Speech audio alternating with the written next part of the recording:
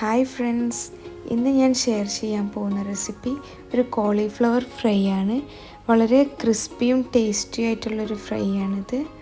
അപ്പോൾ എല്ലാവരും ട്രൈ ചെയ്ത് നോക്കുക. ഇതിനാവശ്യമായിട്ടുള്ള സാധനങ്ങൾ എന്തെല്ലാം നോക്കാം.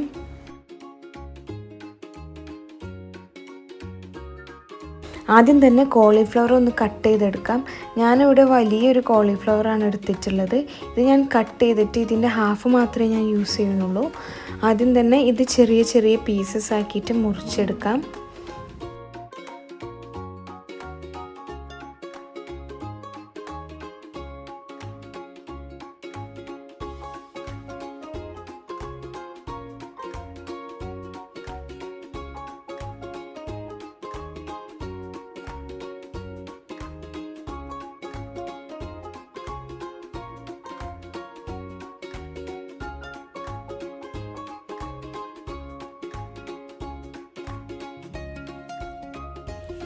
അപ്പോൾ ഞാൻ ചെറിയ പീസസ് ആക്കി മുറിച്ചെടുത്തിട്ടുണ്ട്.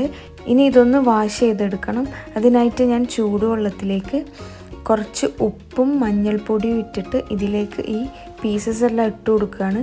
ഒരു 10 മിനിറ്റ് അങ്ങനെ വെച്ച ശേഷം നമുക്കൊന്ന് ഊറ്റിയെടുക്കാം.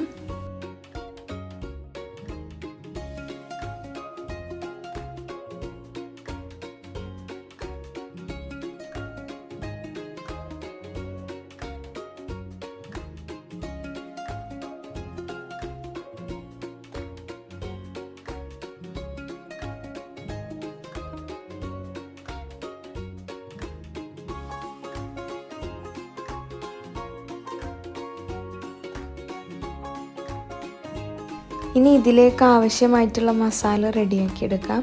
അതിനായിട്ട് ഞാനൊരു ബൗളിലേക്ക് 2 ടേബിൾ സ്പൂൺ കോൺഫ്ലോർ ആഡ് ചെയ്ത് കൊടുത്തിട്ടുണ്ട്. അതിലേക്ക് 1 ടേബിൾ സ്പൂൺ അരിപ്പൊടി കൂടെ ചേർത്ത് കൊടുക്കുകയാണ്.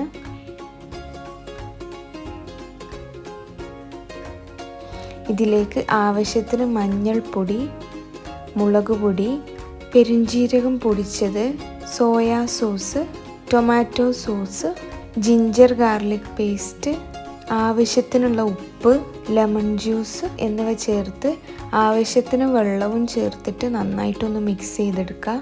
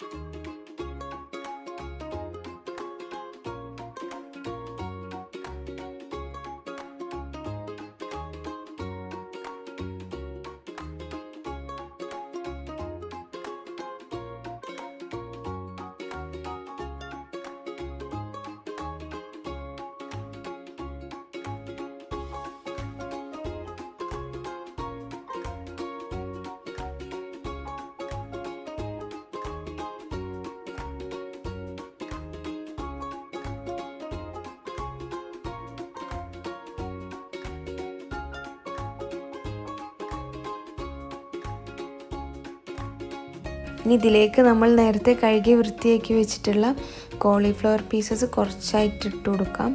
ബാച്ചായി ഇട്ട് കൊടുത്തിട്ട് മിക്സ് ചെയ്യുന്നതായിരിക്കും നല്ലത്.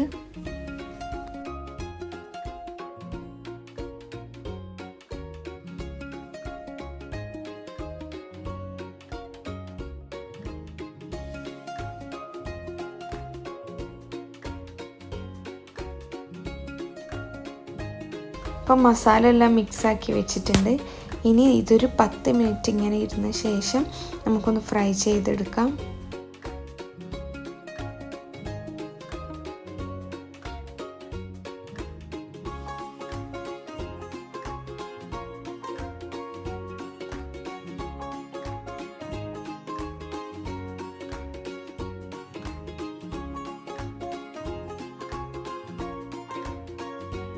രണ്ട് സൈഡും നന്നായിട്ട് തന്നെ ഫ്രൈ ചെയ്തെടുക്കാം.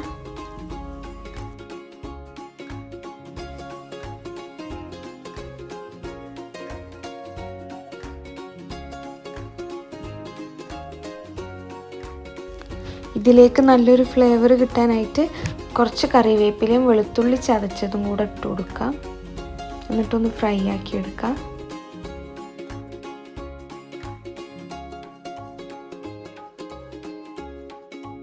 ഇനി ഇത് നമുക്ക് എണ്ണയിൽ നിന്ന് കോരി മാറ്റാം.